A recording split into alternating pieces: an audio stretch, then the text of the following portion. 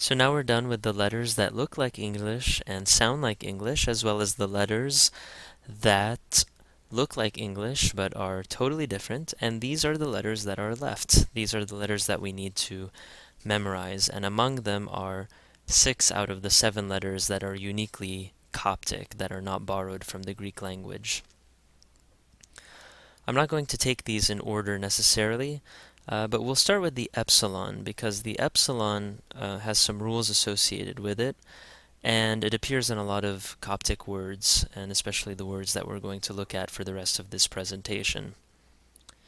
The epsilon, if it's surrounded by consonants, if it doesn't have any vowel after it or before it, takes on a short I sound as in did or as in pin, similar to the iota.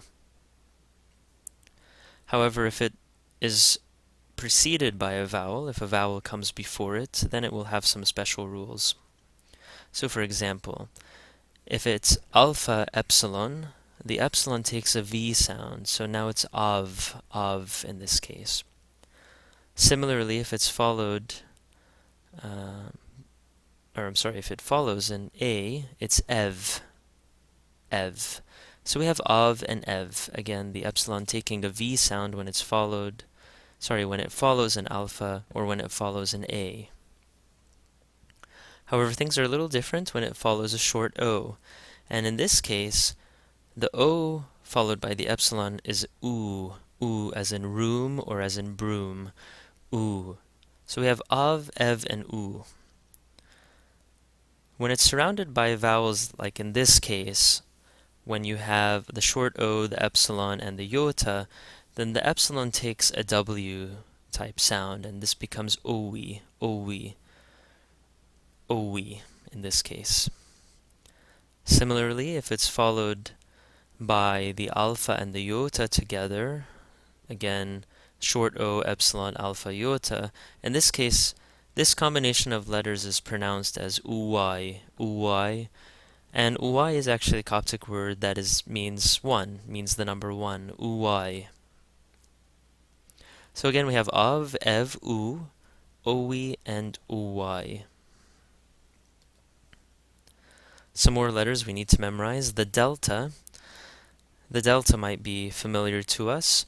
When it's used in proper names in Coptic, it takes a D sound, D as in David. Otherwise, however, and this is really the standard pronunciation of the delta, is a soft TH. And what I mean by a soft TH, I mean in words like this or the, as opposed to think or thought, where it's kind of a harder TH. So this is a soft TH for the delta. The lavla is the equivalent of the letter L in English, and it makes a L sound, so L as in lamb. This is the lavla.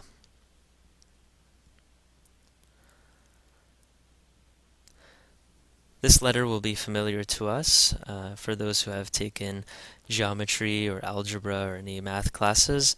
This is the letter P in Coptic. In Greek, it's called pi, and it makes a P sound as in, well, pi. So P as in pi. This is the letter P in Coptic.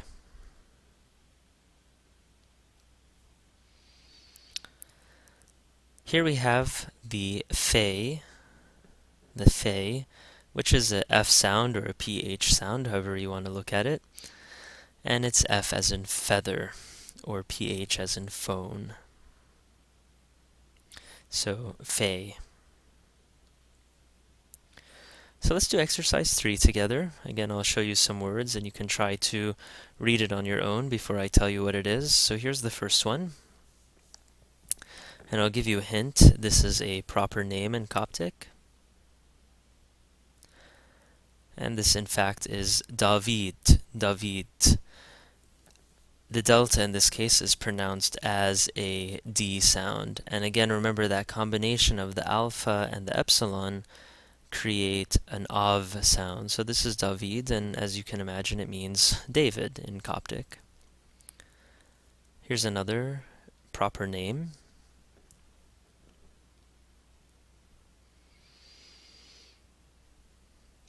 part of the trick to pronouncing this one, again, the delta takes a D sound because it is a proper name.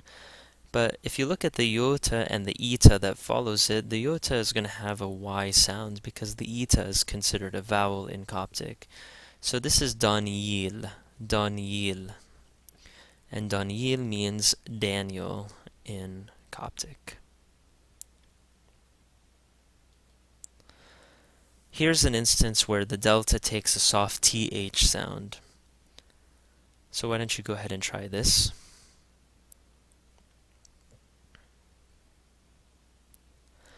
So this is diakon, diakon. Diakon means deacon, diakon. Again, the delta has that soft TH sound, diakon.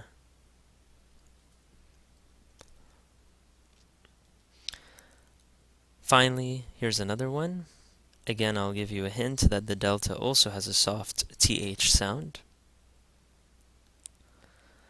So this is despota, despota.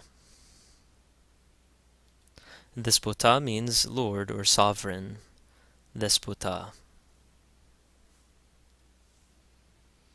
Let's do some more words in this exercise.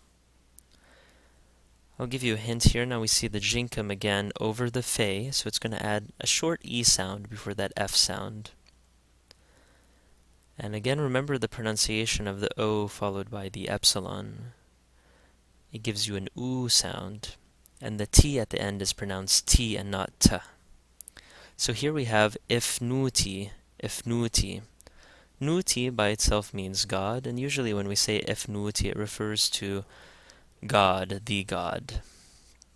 So ifnuti means God.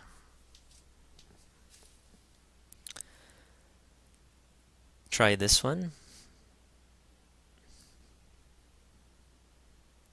So here we have the A followed by the epsilon, so that's going to give us the ev sound.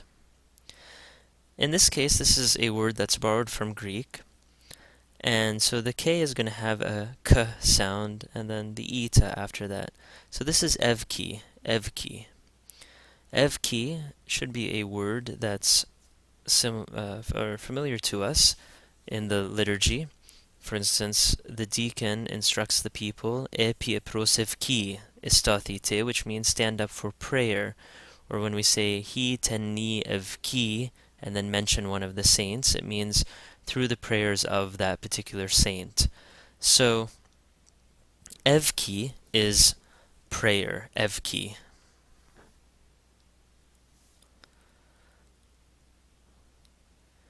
Again, the trick to this one is to pronounce each syllable. The jinkum over the omega makes it a syllable on its own. Again, the long O. Again, so this is P-O-U, P-O-U. P-O-U means the glory. O-U is glory, and P in this case is the.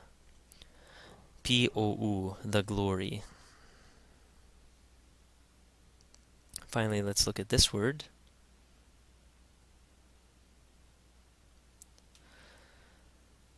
Here again we have the second iota followed by the short O and the epsilon.